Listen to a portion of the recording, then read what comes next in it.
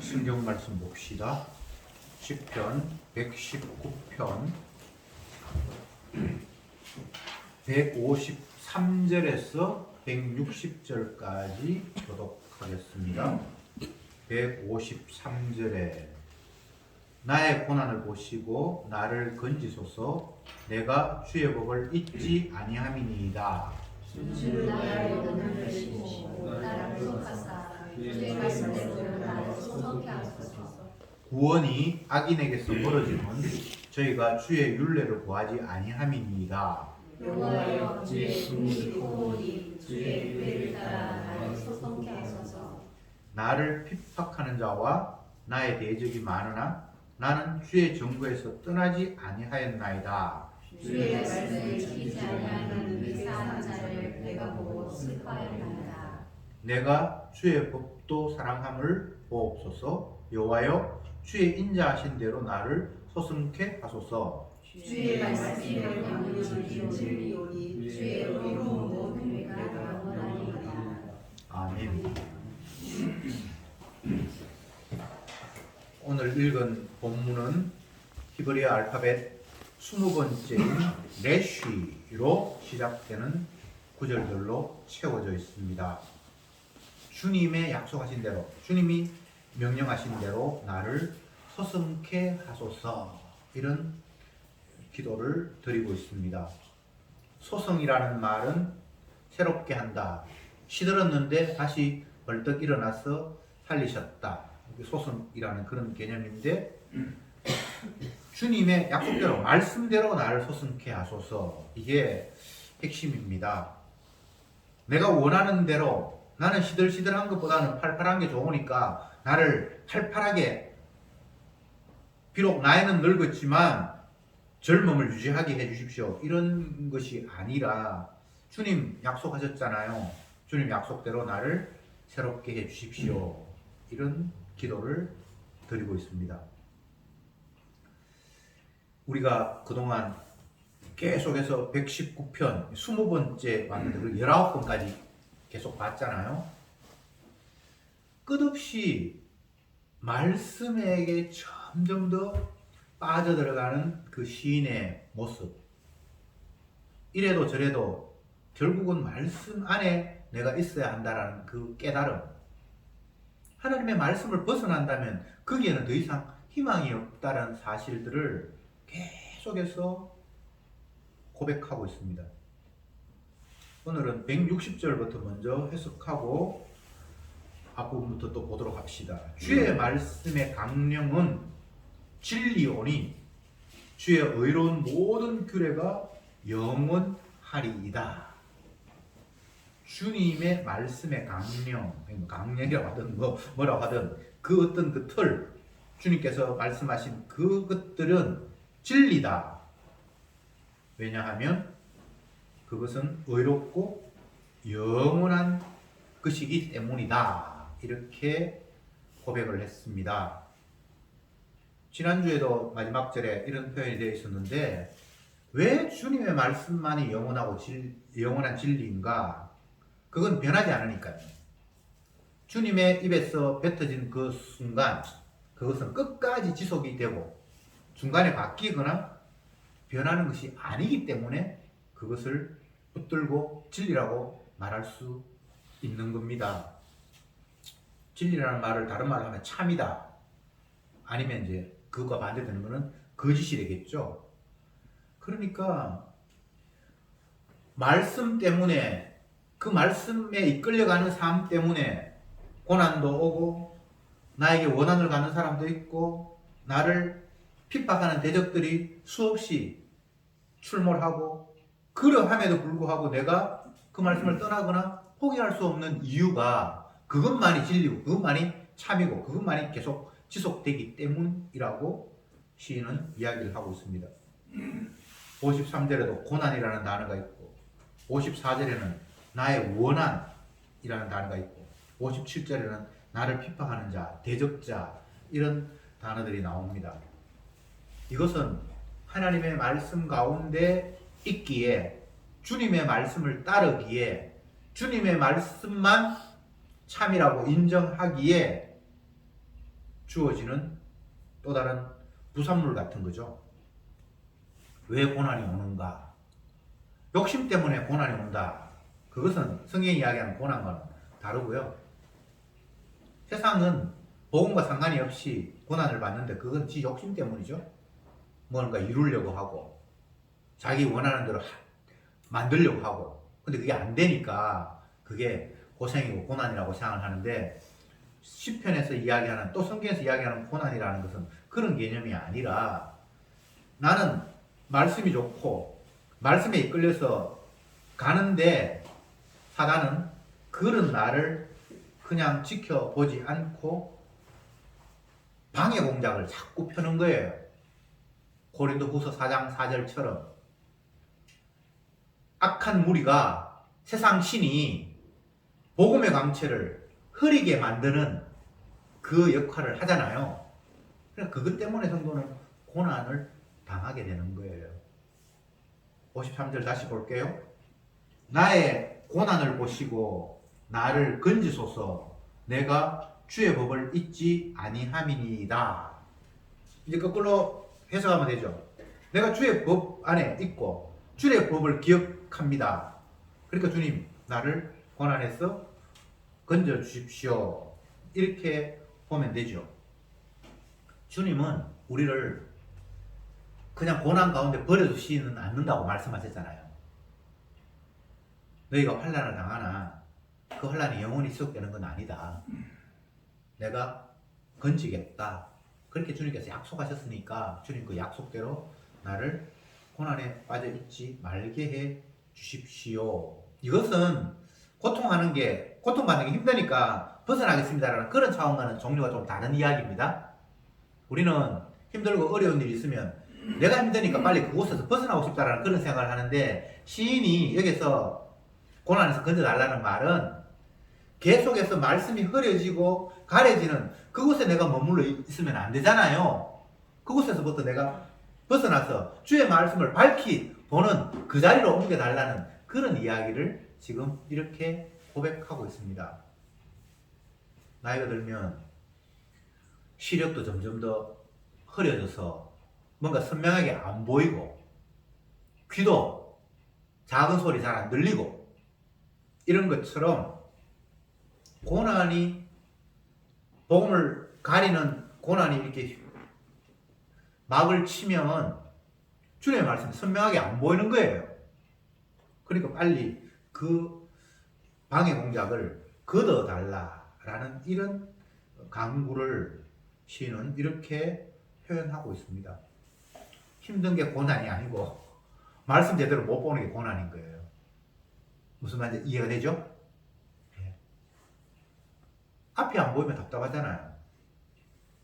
전화가 왔는데 중요한 전화라서 받아야 되는데 주위에 막 사람들이 있어서 막 떠들고 하면 이게 무슨 소리인지 안 들리면 이게 짜증이 나잖아요. 이게 중요한 건데 내가 문제를 해결하고 처리를 해야 되는데, 그런 식으로 생각해 보세요. 고난을, 나는 하나님의 선명한 말씀이 내 길의 등이고 빛이 되어서 그걸 가지고 나는 방향을 가야 되는데, 이 사탄 마귀가 그 빛을, 등을 자꾸 가린다고 생각해 보세요.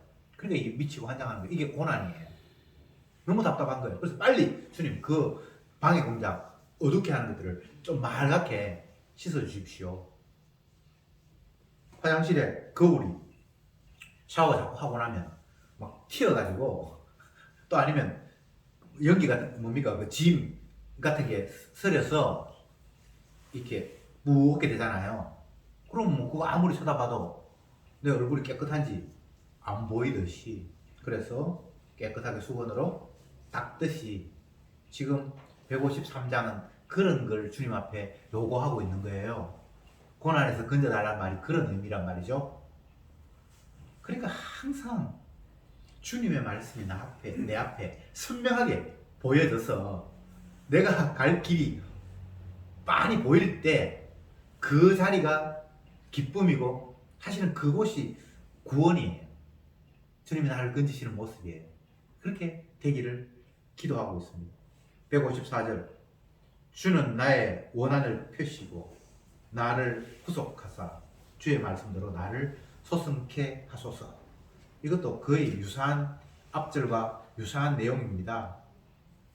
원한을 풀고 나를 구속하사. 구속이라는 단어가 성경에는 여러 번 나오는데 이 세상에서는 그렇게 쉽게 편하게 사용되는 단어는 아니죠, 그죠? 우리는 몸이 자유가 없는 상태를 구속이다 이렇게 이야기하는데 그런 구속도 있고, 여기에서 구속은 값을 지불하고 자유롭게 끄집어내는 걸 이제 구속이라고 이야기를 하고 있습니다.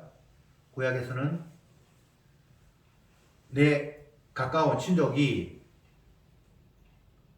피치 못할 사정이 되어서 몸을 판다든지 아니면 하나님 주신 기업을 판다든지 그렇게 했을 때 제일 가까운 친족이 그걸 물은다라고 얘기해요. 그게 구속이에요. 값을 대신 지불해서 그 어려운 가운데서 이제 해방시키는 거죠. 그런 의미로 여기서 물은다라는 단어, 구속해달라는 단어를 쓰는데, 이 시인의 이 표현으로 의하면 나는 내가 부족해서 어떤 상황이 돼서 팔렸지만 주님께서 나를 대속해달라, 값을 지불해서 끄집어내달라는 이런 이야기잖아요. 그러니까 주님이, 신약으로 이야기하면 예수님이 가장 가까운 나의 친족인 거예요. 내 것을 대신해서 물어야 할 그런 분으로 지금 고백하고 있는 거예요. 그러니까 이것은 잘못 생각하면 부담을 주는 거예요. 그렇죠, 그죠? 룻기에 보면 룻의 그 가족들이 흉년을 만나서 땅을 다 팔고 모압으로 이렇게 갔다가 거기서 어려움을 당하고 다시 고향으로 돌아왔는데 가까운 친족이 있어요. 그래서 그 가정의 기업을 물어달라 그러니까 나는 부담스러우니까 안 하겠다. 그렇게 해서 그 다음 순서로 이제 룻 맞습니까? 아, 나옴입니까? 아, 보아스입니까? 죄송합니다. 보아스가 이제 그걸 물어주는 이야기가 룻기에 이제 나오는데, 그런 것처럼 잘못 생각을 하면 내가 내 친족의 기업을 물어준다는 게 부담이 되잖아요. 그래서 거부하기도 하잖아요. 그죠? 그런데 이 시인은 당당하게 주님 앞에 나의 원한을 펴시고 나를 구속해 주십시오. 당신이 나의 가까운 친족이잖아요. 라고 예수님께 그런 의뢰를 하는 그런 신앙의 모습을 보이고 있습니다. 이게 어쩌면 인간적으로 보면 굉장히 뻔뻔해요. 지가 잘못했는데 당신이 좀 물어달라고 이야기하는 게 인간적으로 보면 뻔뻔하잖아요. 내가 빚을 졌는데 내 가까운 삼촌한테 가서 삼촌 내 빚 좀 물어주세요. 이게 뻔뻔한 거잖아요. 구속이라는 말이 그런 의미란 말이에요. 근데 이 신앙 안에서는 이게 가장 큰 믿음이에요. 주님, 당신만이 나를 죄에서 건질 수 있잖아요. 내 흠을 당신이 좀 물어주세요. 이런 기도를 하고 있는 겁니다. 우리는 인간적인 생각에서 주님과 우리의 관계를 내가 주님 앞에 많이 드리고 주님 앞에 부담 안 지우고 내 스스로 내 삶을 살아가면 주님 앞에 희생하고 충성하는 것이다. 주님 앞에 영광 돌리는 것이다. 그런 생각을 하는 사람도 없지 않아 있어요. 그거 전혀 신앙 아닙니다. 왜 주님이 나는 의인을 부르러 온 것이 아니라 죄인을 부르러 왔다고 말씀하셨을까요? 사람들은 믿음이 안 오니까 그 예수님의 말씀을 이해를 못하는 거예요. 예수님이 마리아에 의해서 임신되었을 때에 마리아가 당황을 했고 그와 정혼한 요셉이 당황을 했잖아요. 가만히 끊고 자요. 아, 이제 이 여자하고는 내가 관계를 끊어야 되겠다라고 요셉이 생각했잖아요. 그 요셉의 생각이 뭐 무리한 생각은 아니거든요. 나는 저 여자하고 잠자리를 같이 한 적이 없는데 배가 불러오니까 그 정혼한 사람 입장에서는 그냥 네 남편이 누구냐라고 떠들고 하다가 그냥 가만히 끊고 자요. 그냥 그동안 내가 사랑한 여잔데 내가 굳이 저 사람을 비난한다든지 욕한다든지 그렇게는 하지 말고 그냥 조용하게 정리하겠다라고 했을 때 주의 천사가 나타나서 요셉에게 마리아에게 임신한 거는 그 여자가 바람 피워서 그런 게 아니고 성령을 통해서 임신한 것이고 그가 아들을 낳는데 그는 자기 백성을 저희 죄에서 구원할 자다, 메시아다 이런 이야기를 천사를 통해서 듣게 되죠. 거기에서 예수님이 태어나기도 전에 그 태어날 아기는 어떤 자다? 자기 백성을 그들의 죄에서 건질 자다. 그렇게 되어 있잖아요. 예수님은 자기 백성의 죄를 담당할 자잖아요. 그 모습을 성경은 계속해서 반복합니다. 예수님이 공생애를 시작할 때에 요단강에서 세례 요한에게 세례를 받고 물 위로 걸어 나오실 때에 하늘에서 천사가 세례 요한에게 이야기하잖아요. 성령이 비둘기같이 임하고 보라 세상 죄를 지우가는 하나님의 어린 양이로다. 그렇게 세례 요한이 고백을 하는데 그 앞에 천사가 자기 백성을 죄를 지고 갈 사람이라고 가르쳐줬어요. 예수님을 향해서. 그러니까 세상 죄를 지고 가는 어린 양이라고 사람들에게 이야기를 했죠. 그렇게 계속해서 천사를 통해서 예수님이 어떤 분이라는 사실을 거듭거듭 발산하게 만드는데 거기에는 예수님이 능력이 많아서 너희들을 천국 보내줄 사람이야. 그분은 너희들에게 복을 주실 분이야. 이렇게 말하지 않고 자기 백성을 저의 죄에서 구원할 자다. 세상 죄를 지어갈 하나님의 어린 양이다. 계속 죄 담당할 분이라고 표현하고 있죠. 그런데 왜 자꾸 예수님을 보면서 주님 나 죄인입니다. 내 죄 용서해 주세요. 이렇게 다가가지 않고 내 병 낫게 해주세요. 우리 형님이 우리 아버지 죽고 내 재산 다 가져갔습니다. 나누게 해주세요. 전혀 엉뚱한 모습으로 배고픕니다. 먹을 거 주세요. 이런 식으로 풍랑이입니다. 바다 좀 잠잠하게 해주세요.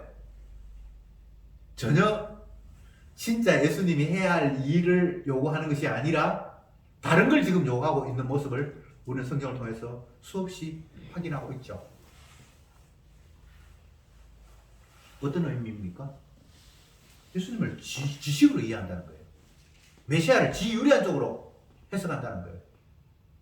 예수님은 분명히 자기 죄를 아버지께서 맡긴 생명을 죄를 구속하기 위해서 그의 죄를 담당하기 위해서 오늘 이야기하면 구속, 무르기 위해서 빚을 그가 졌는데 내가 그 빚 없게 하기 위해서 내가 빚진 자로 이렇게 하는 그 구속을 위해서 이 땅에 왔는데 사람들은 그 가치를 모르고 자꾸 엉뚱한 걸 구하고 있어요.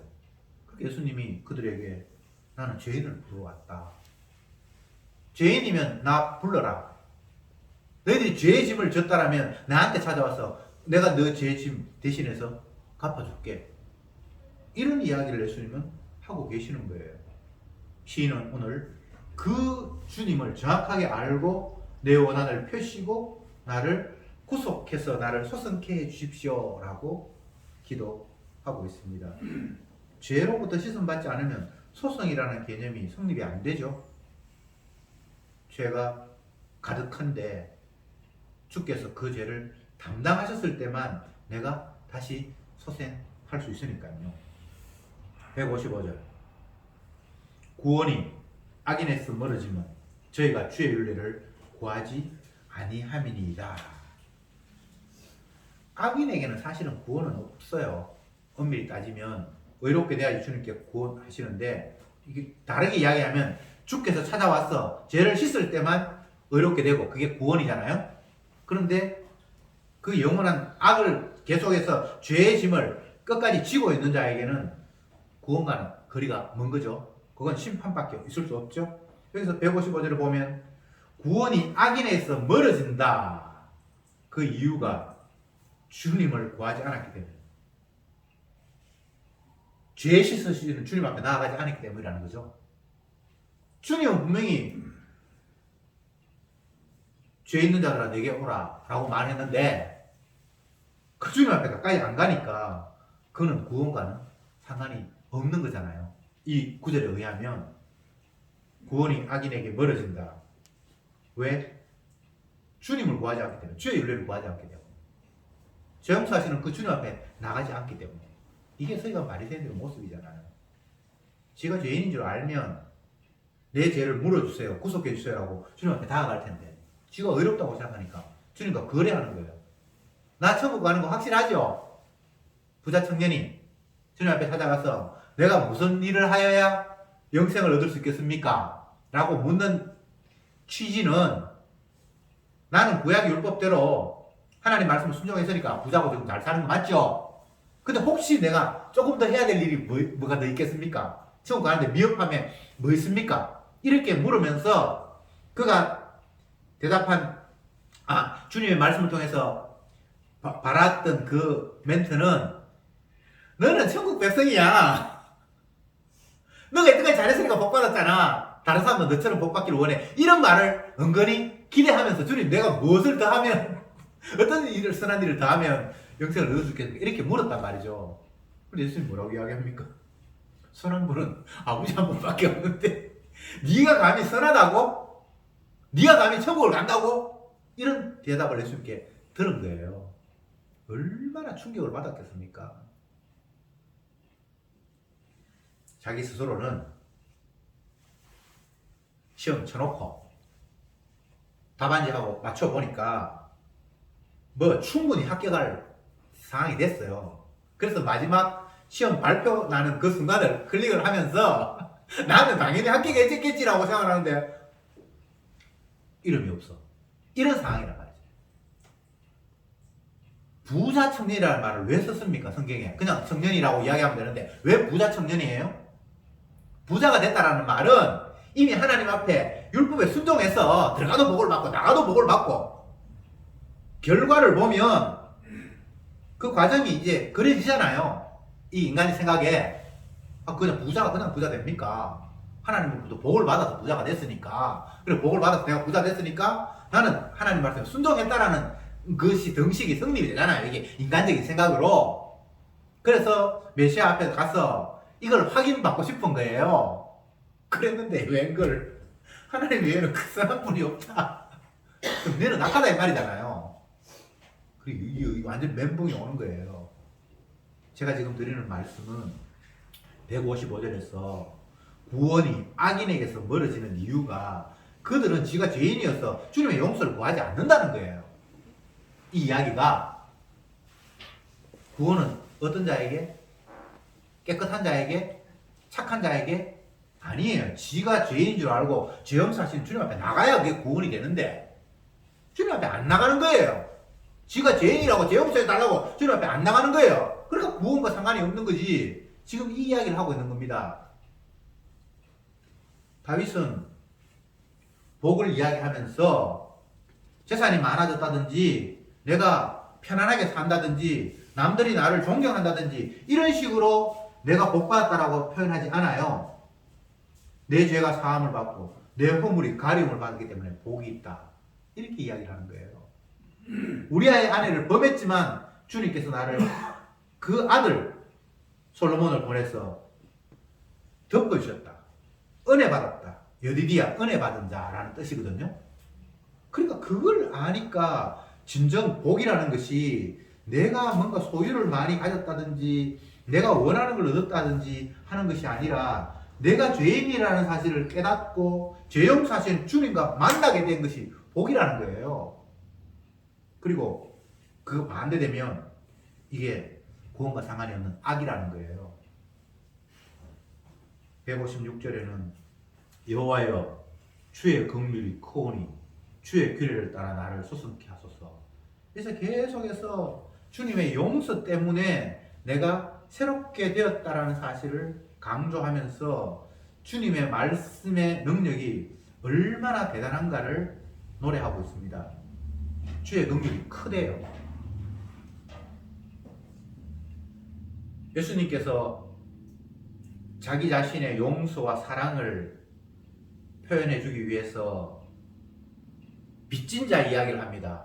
어떤 사람이 빚을 엄청나게 졌는데 빚 갚을 능력이 없다고 판단한 그 채주가 빚을 탕감해 줬다. 또 어떤 사람은 빚을 조금 졌어. 그런데 역시 탕감해 주었어. 빚을 많이 탕감받은 사람과 조금 탕감받은 사람 둘 중에 누가 더 그 탕감한 주인에게 감사하겠냐, 이렇게 예수님께서 말씀을 하셨잖아요. 예수님 자기 자신이 이야기하고 싶은 거죠, 그죠? 근데 그 이야기를 인간적인 입장에서 생각하면 너 다 빚을 탕감받은 자인데 네 스스로 내 빚은 100만 원이라고 생각하는 사람도 있고 어떤 사람은 1억이라고 생각하는 사람도 있어. 근데 1억이라고 생각하는 사람과 100만 원이라고 생각하는 사람들 중에 누가 더 내한테 크게 감사하겠니? 라고 묻는 물음이에요. 다 빚을 상환받았는데, 용서받았는데. 근데 이 빚의 크기를 내가 도저히 스스로 감당할 수 없는 어마어마한 거라고 생각하는 사람도 있고, 어떤 사람은 내가 한 1년 정도 노력을 하면 갚을 수 있는데 뭐 그거 탕감 받았다 이렇게 생각하는 사람이 있을 수 있겠잖아요. 이것을 바울이 에베소서에서는 이렇게 표현했습니다. 내가 너희들에게 원하는 것은 예수 그리스도의 사랑의 깊이와 높이와 넓이가 점점 더 크고 깊어지기를 원한다. 그렇게 해서 내가 이 편지를 쓴다. 이렇게 했어요. 그 말에 의하면 주님의 사랑이 임하는 거는 뭐 맞는 것 같은데 그게 깊이가 다를 수 있다는 거예요. 어떤 사람은 내가 요만큼 용서받았다고 생각하는데 어떤 사람은 이게 어마어마하게 크구나 라고 그렇게 그래서 점점 더 너희들의 용서의 깊이가 네 죄가 심각함이 점점 더 크기를 내가 바란다. 왜냐하면 죄가 더한 곳에 은혜가 더하기 때문에 죄가 크면 클수록 용서의 깊이가 더 넓어지잖아요. 그러니까 여기에서 주의 긍휼이 크오니 라고 이야기하는 것은 바꾸어 이야기하면 내 죄의 깊이가 그만큼 심각하니 라고 봐도 틀린 말이 아닌 거예요. 그래서 이 큰 죄를 주님의 그 큰 긍휼이 깨끗하게 하셔서 나를 소생케 해 주십시오 라고 기도를 하는 겁니다. 소송이라는 말을 뭐 신약에서는 새로운 피조물이다 이렇게 표현하기도 하는데 그리스도 예수 안에 있는 자에게는 결코 정죄함이 없다는 말도 있고 그리스도 예수 안에 있으면 새로운 피조물이라는 말이 또 있어요. 맞죠? 그죠? 새로운 피조물. 소성케 한다는 말이 그런 의미죠. 주님 안. 주님 안은 더 이상 외부의 악한 세력이 틈타지 못하고 너 잘못했어라고 터치할 수 없는 그런 완벽한 피로 덮은 세계. 그 죄가 사함을 받고 그 허물이 가리움 받은 그 공간 안이 예수 아니고 거기는 당연히 정죄함이 없죠. 그러나 그 덮음이 없는 예수 안이 아닌 바깥이라면 당연히 그건 정죄할 수밖에 없잖아요. 그 행동을 따지잖아요. 로마서 8장 1절에는 그리스도 예수 안에 있는 자에게는 결코 정죄함이 없다라고 말씀을 하시고 그 다음 2절에는 죄와 사망의 법, 생명의 성령의 법을 언급을 해요. 너희가 죄와 사망의 법에서 벗어나서 성령의 법, 생명의 성령의 법 안에 이제 이르렀다 이렇게 이야기하는 거예요. 그게 소성케 되는 거고 그게 새롭게 되는 거예요. 제가 지난번에 그 예를 들면서 미군 부대에 가서 한국 안에 있는 미군 부대지만 그게 전혀 다른 법이 적용이 된다고 했는데 차가 왼쪽으로 간다는데 그건 내가 잘못된 지 보이면 미국은 우리하고 똑같이 차가 오른쪽으로 가요. 그건 내가 지금 일본이나 다른 나라에 가서 착각한 것 같은데 이것저것이 막 섞인 것 같은데 제가 거기에서 하고 싶은 이야기는 여기가 한국의 땅이지만 어느 한 지점에서는 미국 땅인 거예요. 그래서 거기에는 한국의 법이 적용이 되는 것이 아니라 미국의 법이 적용이 된다는 이야기를 제가 하고 싶었던 거예요. 이 세상은 죄와 사망의 법이 적용이 되는데 성도는 이미 거기에서 벗어나서 생명의 성령의 법에 지배를 받는 사람이에요. 다른 기준이 적용이 되는 거예요. 똑같이 기준이 적용이 되는 게 아니고 이미 주님 앞에 피로 씻어받은 사람은 다른 법이 적용이 된다 이 말입니다. 그러니까 그걸 아니까 시인은 온통 주님의 긍휼 속에 있기를 원한다. 내가 주의 법을 잊지 않기를 원한다. 주님의 말씀을 기억하기를 원한다. 계속 이 이야기를 하는 거예요. 왜? 이미 주님의 법 안에서는 더 이상 정죄함이 없잖아요. 마귀가 나를 어떻게 하지 못하잖아요. 이미 생명을 얻었잖아요. 그 이야기를 끝없이 되뇌이는 거예요. 그게 주님의 약속이기 때문에. 내가 행동을 똑바로 해서 의를 쌓는 그런 방법은 주님께서 이야기하신 생명의 성령의 법이 아닙니다. 그건 죄와 사망의 법이에요. 죄와 사망의 법 안에서는 행동 똑바로 할 수가 없습니다. 계속해서 나는 하나님의 말씀을 어겼기 때문에 저주만이 내게 있구나라는 것을 확인할 뿐이에요. 그런데 그런 그들에게 생명의 성령의 법이 오면 이것은 우리의 죄를 탓하는 것이 아니라 내 행동을 탓하는 것이 아니라 나를 덮고 있는 나의 허물을 가리고 있는 피를 보고 넘어가는 거예요.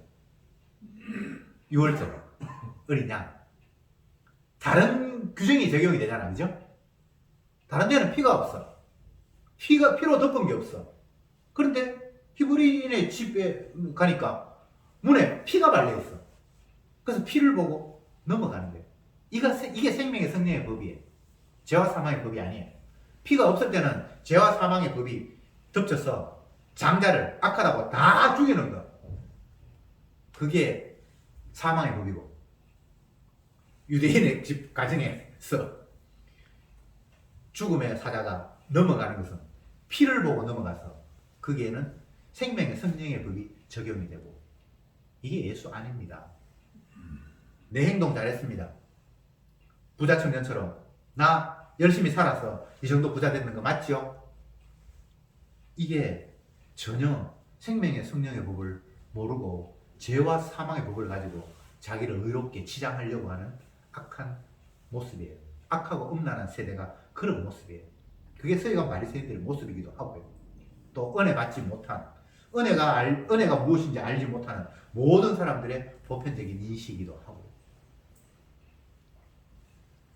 텔레비전을 보면 유명인들이 많이 나오는데 오락 프로 같은 거 보면 옛날에 뭐 스포츠 선수 같으면 올림픽에서 메달 딴 사람이라든지 또 아니면 뭐 가수 같으면 많은 사람들에게 이름이 알려지고 히트곡이 있는 그런 사람들, 영화 배우 같으면 뭐 1,000만 관객을 동원했던 그런 히트작을 냈다든지 뭐 이런 사람들이 텔레비전에서 나와서 이야기하고 그렇게 하는 프로그램이 많아요. 예능 프로그램 보면.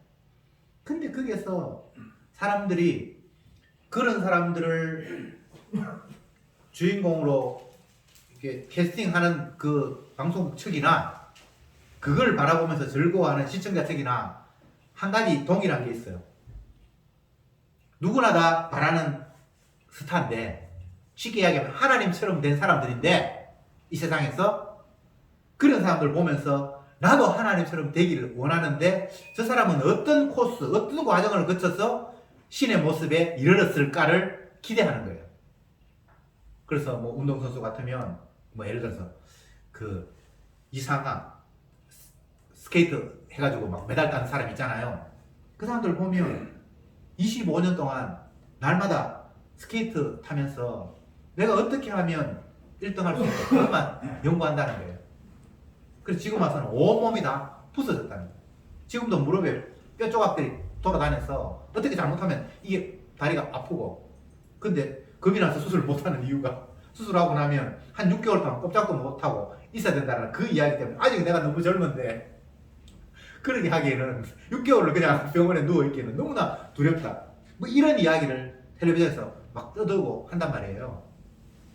그러면서 그래, 세계에서 1등이 되기 위해서는 저렇게 부서지도록 노력해야 되는구나, 뭐 이런 것들을 마음속으로 생긴다든지. 어쨌건 사람들은 스스로 신이 되기를 원하고, 내가 생각할 때 신의 위치에 가까이 간 그런 사람들을 나와서 하는 이야기를 듣기를 원하고, 그래서 나도 그 가운데 좋은 거 뽑아서 저렇게 하면 나도 그에 가까이 가지 않을까라는 그런 기대를 갖고, 이게 다 죄와 사망의 법이에요. 그런 걸로는 용서나 의나 하나님 앞에 복을 받거나 구원을 얻는 것과는 점점 더 거리가 멀어지는 거예요. 악인이 왜 구원과 멀어집니까? 쥐가 죄인인 줄 알고 주님 앞에 안 나오고 엉뚱한 길로 가버리기 때문에, 지 행동 가지고 의를 이루려고 하기 때문에 구원과 거리가 먼 거예요. 내가 죄인이 되면 죄용사실 주님 앞에 찾아나갈 텐데 내가 의롭다고 생각하니까 주님이 필요 없는 거예요. 그러니까 구원과 멀어지는 거예요.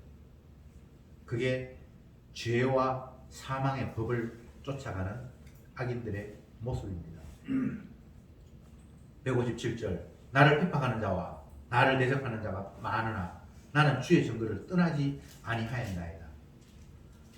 나를 핍박하고 나를 대적하는 사람이 아무리 많아도 내가 주님의 법을, 주님의 말씀을 떠나갈 수 없잖아요. 내가 주님과 가까이 있다는 이유 때문에 핍박하고 대적이 있지만 핍박 안 받으려면 말씀 떠나가 버리면 되는데 그렇게 떠나갈 수 없는 이유가 뭡니까? 그걸 떠나가면 그게 사망이에요. 그게 바로 정죄. 주님에서 벗어나 버리면 바로 정죄가 나를 공격할 수밖에 없는 상황이 되니까 아무리 너희들이 나를 집어 흔들어 봐라. 내가 주님 말씀에 떠나가는가? 이런 이야기를 이런 식으로 표현하고 있습니다. 58절 주의 말씀을 지키지 아니하는 괴사한 자를 내가 보고 슬퍼하였나이다. 앞부분하고 전부 반대죠. 그죠? 주님의 말씀을 개무시하고 인정하지 않는 그런 사람들을 보면서 내가 슬퍼한다. 너무 불쌍하다. 네가 하나님의 말씀을 따른다고 해서 대적이 많으니까 핍박받고 고생한다. 그러니까 고생 안 하기 위해서 말씀 떠난다고 하는데 주님의 말씀 떠나는 그 자체가 영원한 저주인데 그래서 오히려 그게 불쌍하다는 거예요. 159절 내가 주의 법도를 사랑함을 보옵소서. 여호와여 주의 인자하신 대로 나를 소성케 하소서. 주의 법을 사랑한대요. 그러면서 주의 약속대로 인자하신 대로 나를 소성케 하소서. 새롭게 하소서. 계속 같은 말을 반복하고 있습니다. 주님의 말씀, 주님의 약속 외에는 내가 살 방법이 없다는 거예요. 소생할 방법이 없다는 거예요. 왜냐하면 원래의 내 꼬라지는 멸망과 저주, 나에게는 항상 악만 나오는데 주님의 말씀 속에서 나의 허물이 덮어지는 그 공간 안에서만 내가 새롭게 될 수 있잖아요 라고 알기 때문에 주의 말씀 멀어지는 걸 보면서 불쌍히 생각하고 저기에는 구원이 없는데 아무리 나를 핍박하고 흔들어도 나는 결코 말씀을 떠날 수 없는 이유가 그곳에만 나에게 유일한 허물을 덮음, 용납함, 생명의 성령의 법이 거기에서 작동하기 때문이라고 시인은 고백하고 있습니다. 주님의 약속은 공수표 날리는 게 아니에요. 영원히 변치 않는 거예요. 그걸 마지막 절에 이야기하고 있죠. 제가 말씀 시작하면서 첫 절을 먼저 해석했는데 주의 말씀의 강령은 진리오니 주의 의로운 모든 규례가 영원합니다. 주님의 말씀은 영원하기 때문에 그게 진리라는 거예요.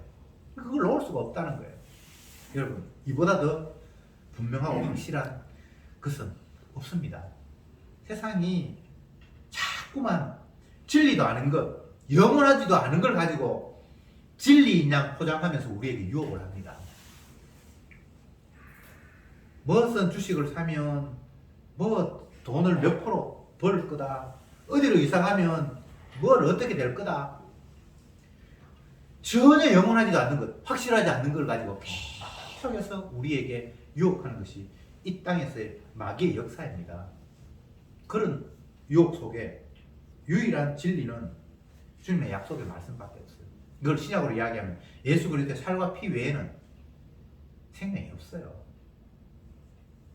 그래서 우리는 어떤 유혹이 오더라도 주님의 십자가를 붙드는 것 외에 다른 방법이 없다라는 사실.